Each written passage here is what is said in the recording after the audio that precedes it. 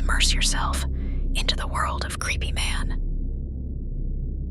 He's waiting for you.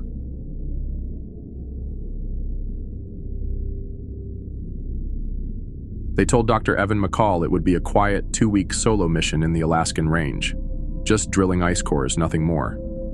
But when his drill struck something ancient, a box. There's a reason the box was buried under a glacier. And Evan just broke the seal. He awakened a curse that should have stayed buried forever. What happens next? No one survives to tell. Watch till the end, because the final few minutes will make you question who's really walking among us. Evan McCall wasn't superstitious. He was a scientist, a man of data, ice cores, and soil samples. So when the private firm Arctic Dine hired him to study permafrost thawing near the Wrangell St. Elias Range, he expected nothing but 2 weeks of cold isolation, quiet drilling, and reports no one would read. Day 1 was routine. Drilling. Logging core samples. Melting layers. But on day 3, his drill was humming through ancient ice layers when it hit something unnatural. Not rock, not fossil. Something that echoed, but not through sound. Through him. Like it struck something hollow, inside my chest, he later wrote in his journal. He cleared the site by hand, cold air biting his lungs, and unearthed a blackened iron box, its seams fused by something older than rust. Symbols were scorched into the surface, strange ones, not native, not geological. He should have reported it. Instead, he dragged it into his tent and stared at it for hours. He tried to scan it. No response, no data, no origin. That night, he recorded this in his journal. Material unknown. Seal. Not wax, not resin. It hums, low frequency. I can feel it in my bones. That night, he heard the whispers. Faint, like breath between the cracks in the glacier. The wind howled against his tent. Evan couldn't sleep. The box sat on the table, wrapped in frost. He poured whiskey into a tin cup, staring at it like it was staring back. Then, the lantern flickered. A low, sucking sound came from beneath the floor of ice. Evan turned, and standing behind him in the dim orange light was a small figure. A girl, barefoot, skin pale blue, eyes black and wet. She opened her mouth wide and screamed. Not with sound, with air. A gust that knocked over the cup, the lantern, everything. Evan jolted awake, heart pounding. Just a dream, he told himself, but that felt terrifyingly real. Then he noticed the blood on his pillow. His ears had bled while he slept. Maybe it was altitude sickness, he told himself. But that thought vanished when he turned toward the box, his breath caught. Faint footprints trailed from it, leading straight to his bedside. Desperate for answers, Evan searched through native archives sent by a cultural liaison.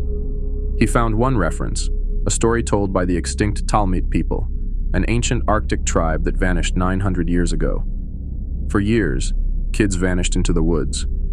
No one knew why, until they found Seraphine Calder, widow of the tribe leader, living beneath the chapel. She never aged, her skin porcelain, lips always red. They found jars of blood, bones carved into flutes, and a room full of children's clothes. Seraphine wasn't a witch, she was worse. She had discovered how to distill youth from blood, but not just any blood, innocent blood. She called it the Red Veil. When they caught her, the townsfolk cut out her still-beating heart, but couldn't burn it. Anytime it was harmed, children in the town bled from their eyes. So they sealed it, in an iron box, bound with seals learned from a dying Finnish priest. The box was thrown deep into the river.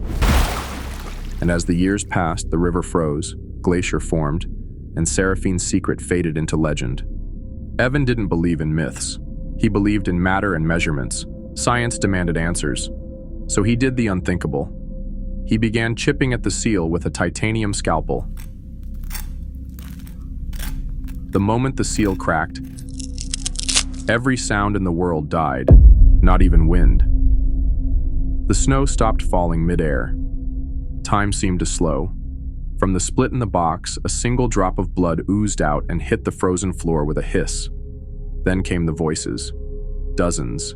Children. Whispering from every direction. Don't open it. She sees you now. Her heart is hungry. And he opened it. The moment the seal broke, the lights blew out. The camp turned pitch black. And then, the whispers returned, louder, closer. I've missed having a body. His head spun. Blood dripped from his nose. The temperature dropped below freezing. Frost formed on his skin. In the dark, his flashlight flickered on, and for a fraction of a second, he saw it. A woman, naked, soaked in thick black water, motionless, watching him. But her eyes were gone. Two dark, empty sockets stared where her gaze should have been. Evan's scream tore through the frozen air. He stumbled back, slipped.